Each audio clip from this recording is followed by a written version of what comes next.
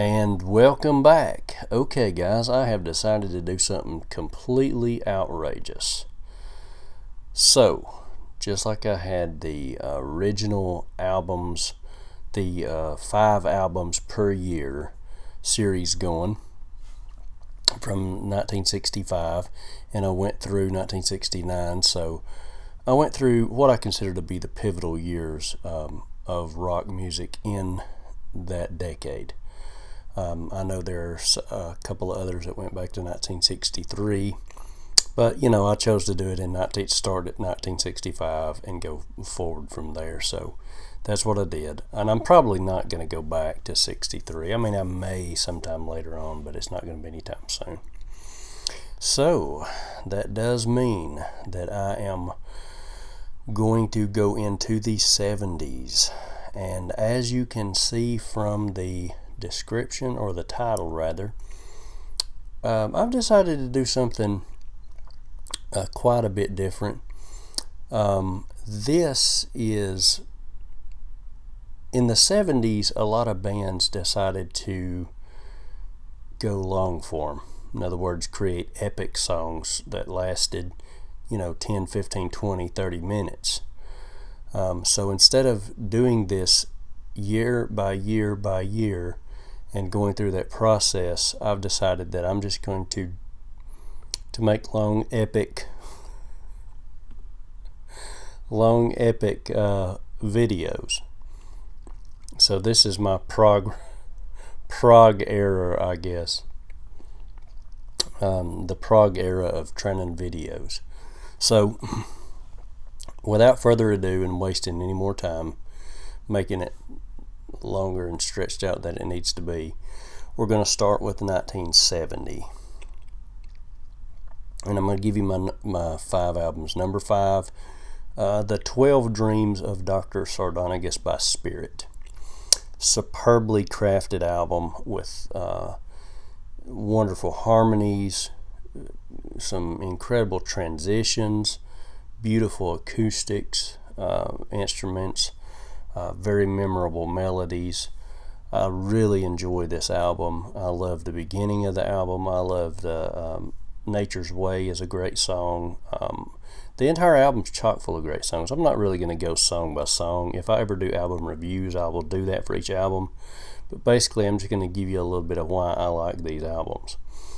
And that's 12 Dreams of Dr. Sardonygus is an album that I can listen to over and over again. Very quality album, quality musicianship, great album.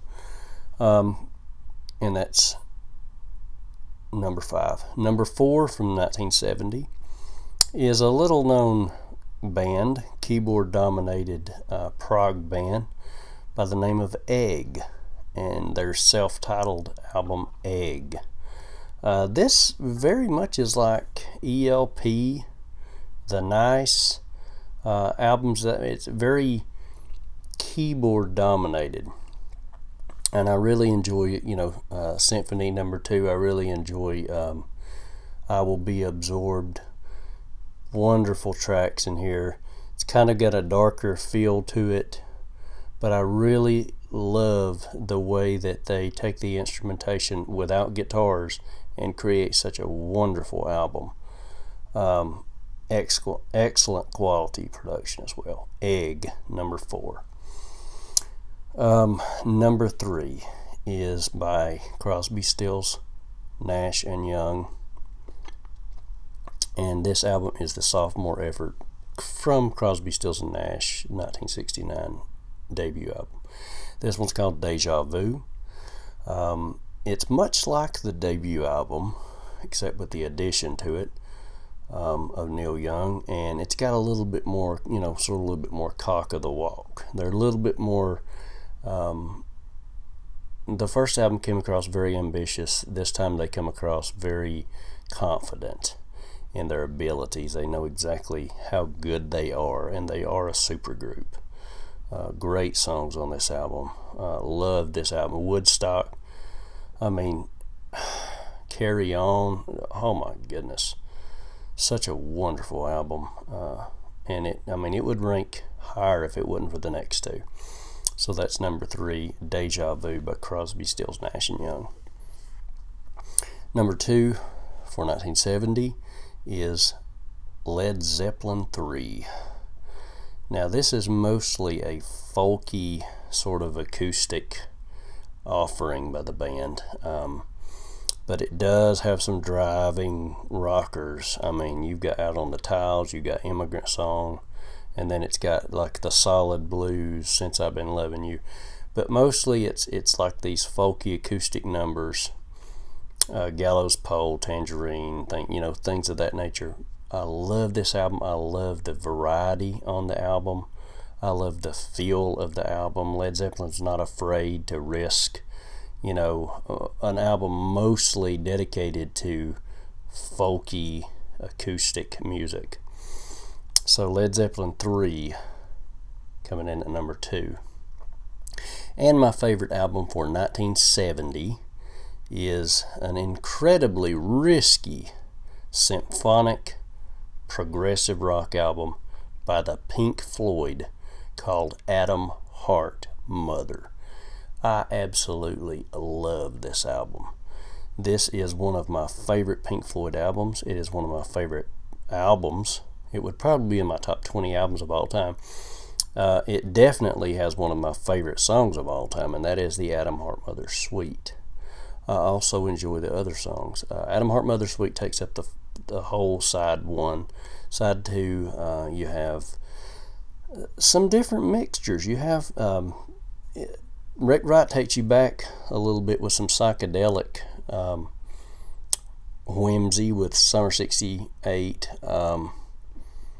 Then you have, I think, Roger Waters' beautiful poetry with If, David Gilmour's Fat Old Son, and then it ends with probably the penultimate avant-garde Musique Concrete, Alan's Psychedelic Breakfast. This is a masterpiece album. It is very underrated. It did rank number 1 in England when it came out, but it's very underrated. A lot of people throw this stuff away. Oh, they want to, lean more into metal and Dark Side, and I get it. Those are just fantastic albums. But don't overlook Atom Heart Mother. Atom Heart Mother was the stepping stone to progressive Pink Floyd of the 70s. The Pink Floyd you love started with this album. So that's all in 1970. And now we're going to transition to 1971. Hey guys, welcome to 1971. Okay, so we're going to start with my number 5. Okay, this number 5 has one of my favorite songs of all time. It does have my probably second favorite guitar solo of all time. And the album in question is Led Zeppelin 4 by Led Zeppelin. And Stairway to Heaven's on this album. It is my favorite song off the album, and I know that might be cliche. Oh, you Stairway to Heaven, but Stairway to Heaven is a brilliant song, and especially that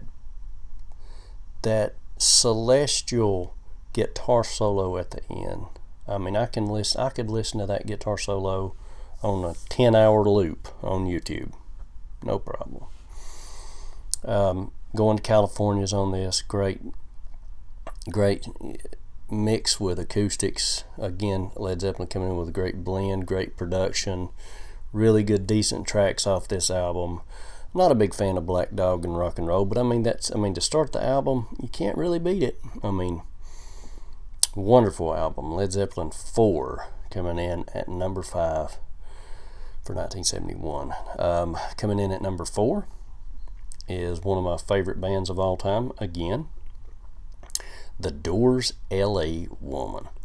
L.A. Woman is not only a wonderful album, but it is a killer track off this album as well. Driving, there's a lot of blues on this album. There's a lot of just raunchy road, that sort of Jim Morrison. I sort of refer to this as like Bandit Jim stage, where he's, you got Texas Radio on the big beat. But then it ends with the greatest epic the Doors ever put together. And no, not The End. Riders on the Storm. Riders on the Storm is my favorite Doors song of all time. It is one of the most masterfully crafted songs ever put together, and so it really makes this album stand out even more. So LA Woman at number 4. Number 3 is by Pink Floyd, and the album's called Metal. This album has a lot of pretty good tracks on it, and one absolute epic, one of the greatest songs of all time on it, and that's Echoes, which takes up the whole second side of the album.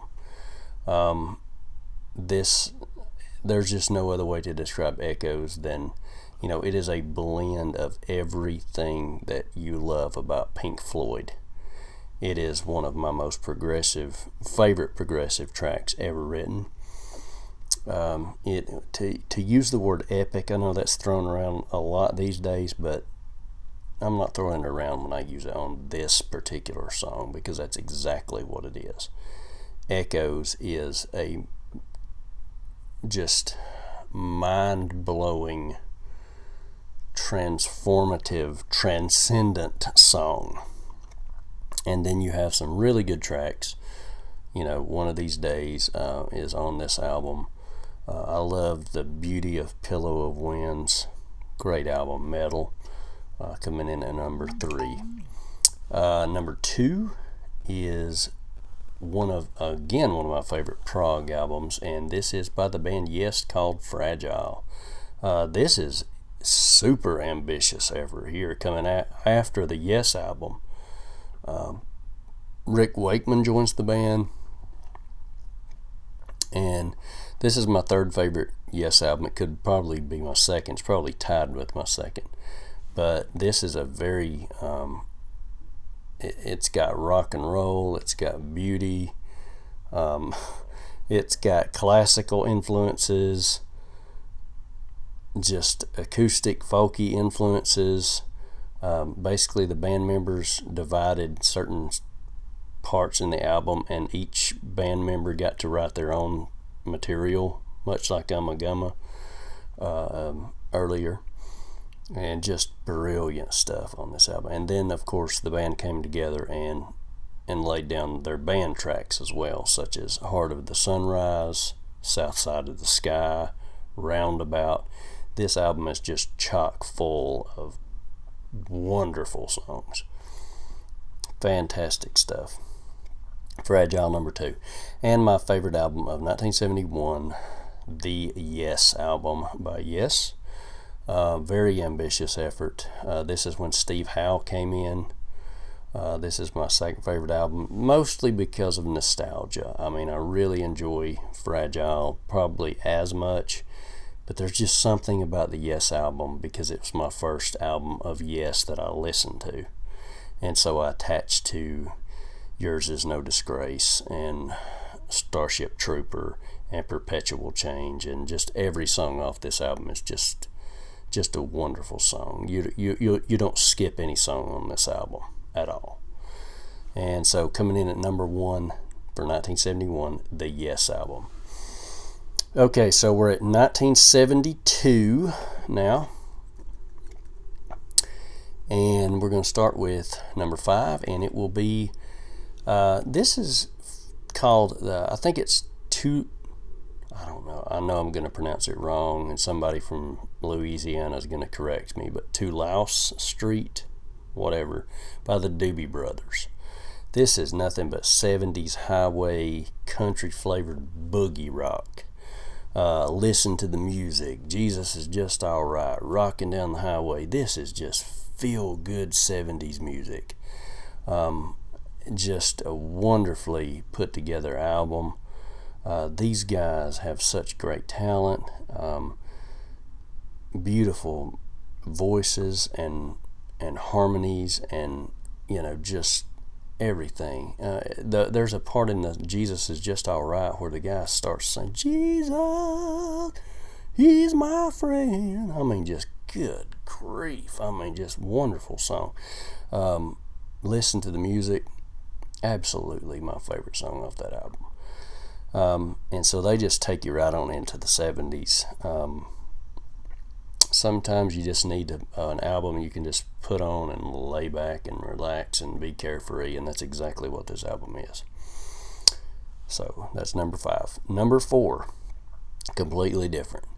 This is probably one of the most complex, unique bands and albums. It is Octopus by Gentle Giant.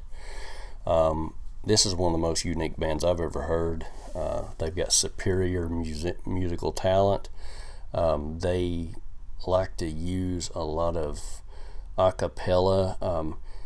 These guys can sound like a barbershop quartet. I mean, it's just the way that they put their vocals together, the vocal patterns, the compositions are just incredible. I mean, any album that you hear of Gentle Giant, the compositions are unbelievable. So they are just one of the kind of not really appreciated as much as some of the other prog bands, but they are just phenomenal. And Octopus is my favorite album besides, well, there's another one that I'll mention later on when we get to it. But Octopus right now, 1972, fantastic album. Not for everybody though. Number 3 is Trilogy by Emerson, Lake and Palmer. Emerson, Lake and Palmer has been blasted for being pompous and bloated and, exaggerated, kind of pretentious prog music, and maybe it is. But they are excellent musicians. This album is fantastic from start to finish. There's really no other way to describe the talent and skill that this group has. They are a super group. They are, I really don't know any other way to describe them other than super, because that's exactly what they are. Yes, they did put out some terrible stuff later on down the line, but this album's not one of those albums. This album is a fantastic album. And my favorite song off of it is one of the most... People say that prog rock doesn't have a lot of emotion. Oh my goodness. Have you heard From the Beginning off this album? Emotion. Beautiful love song. Love this song. Love this album. Trilogy, number 3. Okay. Number 2 is going to be a little bit controversial. I have never put a live album on these rankings because I try to separate my studio stuff from my live stuff. But I'm going to be honest with you, this band is always better live. I can't really listen to any of their studio stuff, but I can listen only to their live stuff, and of course it is the Grateful Dead, and the album I'm referring to is Europe 72. This is the only live album I have. It may be the only one that I will have on these videos. But every song off this album I enjoy. Multiple listens. I can put this on and just listen to it for days on end. This music makes me feel happy. It makes the sunshine brighter. There is something about this music off this album that relaxes my soul and gives me inner peace. Now that sounds all esoteric and probably crazy, but I'm just telling you, this album does something to me emotionally, and I love it. Makes me so happy. So Europe 72. And my number 1 album for 1972, no surprise here, the masterpiece of prog rock, Close to the Edge by Yes. There's not much more I can say than what I've already said about this album. It is the number 1 album on Prog Archives. It is my number 1 album from Yes. It is probably my second or third favorite album of all time. Every song off this album is a masterpiece. It is a perfect album. And it is number 1 from 1972, obviously. Okay, 1973. We are in the year 1973 now. And we're going to start with number 5. And number 5 is from Yes. And it is the follow up to Close to the Edge. And it is Tales from Topographic Oceans. This is a very ambitious album. Again, I'm not going to talk much about it. It's 4 sides, 4 epic tracks. Beautifully written, masterfully done, great progressive music. A little slow in some areas, but it is a extremely ambitious concept with extraordinary musicianship. And it's one of the essential prog albums as well. Tales from Topographic Oceans, number 5. Number 4 is probably the most progressive album from this band, Houses of the Holy by Led Zeppelin. This has such a variety of music on it. I mean, you're talking about stuff like The Ocean, which is just almost like a rockin' type song, jumpy rockin' type song. Then you've got No Quarter, which is a very eerie, haunting song. There's just the Rain song. Oh my gosh, such a beautiful song. I mean, there's just so much. I think Die Yar Maker. I'm not really crazy about that song, but it's it's different. I mean, there's such a variety of music on this album. Led Zeppelin really went above and beyond to kind of get out of that blues rock stage and try to create different kinds of music. And hey, I give them kudos. So number 4, Houses of the Holy. Wonderful album. I love the album cover as well. Number 3 is from a band called King Crimson, and it is Larks, Tongues, and Aspic. This is a very experimental album by King Crimson. This is when Bill Bruford came over from Yes and joined King Crimson. And so there's a lot of just very eclectic sounds on this album. It is probably like my middle of the road King Crimson stuff. And I like it, and I will listen to it. I especially enjoy the track Easy Money. And I do enjoy Larks, Tongues, and Aspic as well. But there's some great tracks on this album.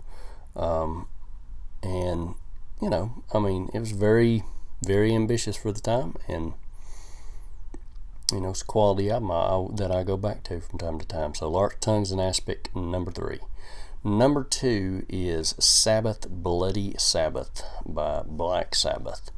This album is definitely Sabbath's most progressive album. Rick Wakeman from Yes even is featured on one of the songs, or maybe even more. For sure I know one, Sabracadabra, which is probably one of my favorite songs off this album. Sabracadabra, Spiral Architect, Sabbath, Bloody Sabbath. This album is Black Sabbath's masterpiece as far as I'm concerned. And I do love Sabotage from 75 as well. But this album, to me, when I think of Black Sabbath, I think of Sabbath, Bloody Sabbath. Oh my gosh, such a variety. I mean, they're not just hard heavy on this album. It's just such a variety of music and wonderfully progressive, I think. So Sabbath, Bloody Sabbath, number 2. And the number 1 album of 1973, this is going to be no surprise as well, from my favorite band of all time. It is probably their quintessential masterpiece album, Dark Side of the Moon by Pink Floyd. Really nothing you can say here. Classic Floyd, perfect album. One of the greatest albums of all time. My second favorite Floyd album to Animals. But this album, there's just really nothing you can say about it. It just flows perfectly. The quality of it is just unparalleled for this era of music. So number 1, Dark Side of the Moon, Pink Floyd. Okay, and finally we're going to get to 1974. 1974, and my favorite album of 1974. Oh, no, I'm sorry. My 5th favorite album. We're going to start with number 5. Of 1974 is It's Only Rock and Roll by the Rolling Stones. This is raunchy, straightforward Rolling Stones rock and roll.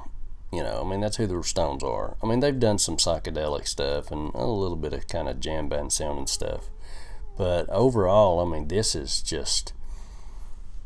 who the Stones are. Raunchy, straightforward rock music. I know it's only rock and roll, but I like it. Yes, I do. Great tracks off this album. Just a solid rock album. Coming in at number 5, It's Only Rock and Roll by the Rolling Stones. Coming in at number 4 is Todd Rundgren's Utopia. This is Todd Rundgren being very progressive and ambient almost. I mean, it's like progressive, ambient, celestial concept of an album. If you don't know Todd and his music, I recommend this album. I recommend the album Todd, but especially I don't know, I just really like Utopia. I think it's one of his best albums. Excellent musicianship, excellent composition, very enjoyable album to just put on and listen to. It's one of those albums you can listen to in the background, or you can also listen to while you're just got your eyes closed and headphones on. Wonderful album. So Utopia coming in at number 4. Coming in at number 3 is actually, it's a tie between 2 and 3 because it's the same band. And some days I like this album better and some days I like the other album better. But Red by King Crimson. This is the most offbeat, kind of stripped down, grungy album by King Crimson. The band's down to a 3-piece here with Fripp, John Wetton, and Bill Bruford. And they create an album that even Kurt Cobain said was influential to him. Wonderful hardcore music on this. You got Red, you got Fallen Angel, wonderful track. But my favorite is the epic masterpiece Starless. Not much you can say. I don't see how in the world 3 people put together that song. That is an epic song. I mean, it should take 5 or 6 people to put that together, but this 3-piece band put together that epic track, Starless. Wonderful composition on this. The only thing I don't like about this album a little bit, I don't really like the production, but maybe that's the way they wanted it done, because it does sound a bit grungy. But still, number 3 and 2, Red by King Crimson, and number 2 and 3, Starless and Bible Black by King Crimson. This is Crimson's most experimental album. There are no bad songs off this album. Like off Red, I'm not really crazy about One More Red Nightmare. But off this album, there's really nothing that I can listen to the whole album. I can stick the whole album on, listen to it, not skip any track off of it. And it's their most experimental album too. So just everything. But the only thing, it's almost like it flows together. Not real crazy about The Great Deceiver to open the album, but other than that, absolutely love the entire album. But it's not for everybody because it's very experimental. So if you don't like experimental music, stay away from Starless and Bible Black. And my number 1 album for 1974 to end this video is Relayer by Yes. This is, to me, I consider this like the companion piece to Starless and Bible Black. This is like the light side of Starless and Bible Black. Starless and Bible Black's like the yin, and this is like the yang. So Relayer is definitely, it may not be Yes's most ambitious album, but it is definitely their most experimental album. It is like I described it one time as King Crimson dipped in John Anderson's, celestial goo. It is a very experimental album, very beautiful. I don't see how they can take so much complexity and make it absolutely just gorgeous music. and very complex. Like I said, this is the most experimental album by Yes. But anyways, Relayer coming in at number 1 for 1974. So my next video will be 1975 to 1979.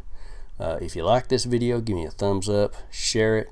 Please share your comments. I love the thumbs up, guys. I really enjoy that.